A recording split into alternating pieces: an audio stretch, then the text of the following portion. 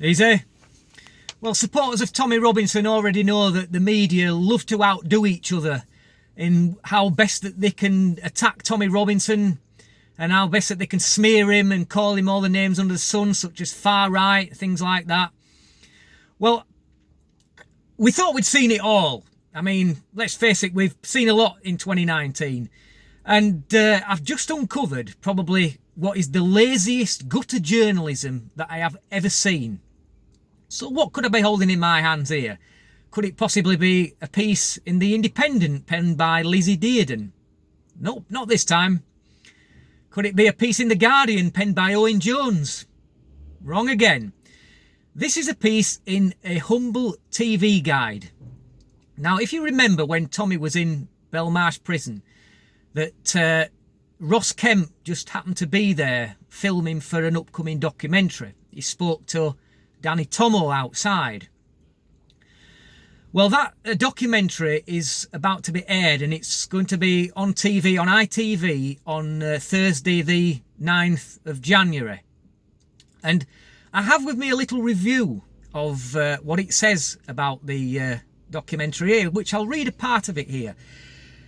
Ross Kemp has visited some of the toughest prisons in the world during his career as a documentary maker. But in the first episode of this new two-parter, he encounters some of the UK's most dangerous convicts.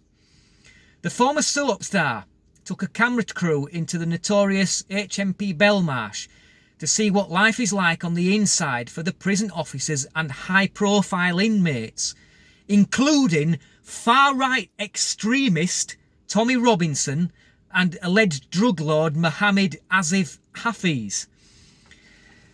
So, they pick somebody first of all to talk about there who's A, not far right, B, not an extremist, and C, not even in the damn prison anymore. If they wanted to talk about true far right extremists, they could start by talking about Thomas May or Anders Breivik. Now, probably neither of those are in Belmarsh, but that's irrelevant. But if they had been there, they would be following that bit up there by saying Thomas May murdered a Labour MP.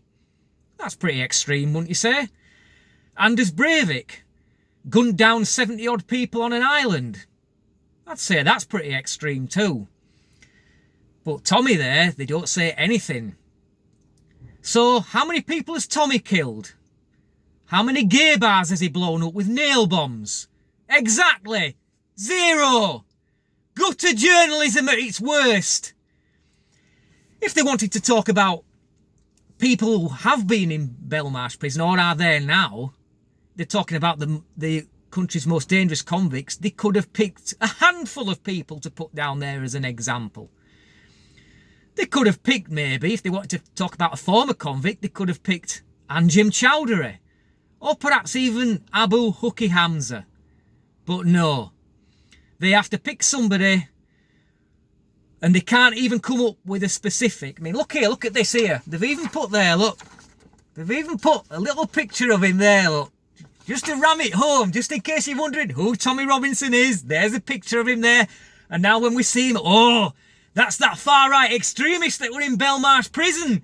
He's a danger, him. Lock up your daughters and all that. Pathetic, absolutely pathetic. I tell you what, if I was Tommy right now, I would be looking at taking legal action against this magazine. It's called What's on TV. That's the name of the mag. Right? Now, we know that that's not Tommy's style, but I think he ought to perhaps reevaluate his style, because you have to remember, if you're going to be victorious over your enemies, you have to think like them, you have to act like them, you have to stoop to the depths that they will stoop to. And that's what I will be doing right now, looking to take legal action against this magazine, because that is a disgrace. That is gutter journalism at its worst. So they pick on somebody there who's not even in the prison anymore, and they can't even put specifics on there. That's a disgrace. All the convicts they could have chosen from there to talk about. You couldn't make it up. You could not make this up. Reading that, I was left absolutely outraged, but perhaps not shocked anymore, because I don't think anything could shock me anymore when it comes to the depths that the media will stoop to in order to smear Tommy's name. So, spread the word. Boycott what's on TV. Thanks for watching. Till next time, easy.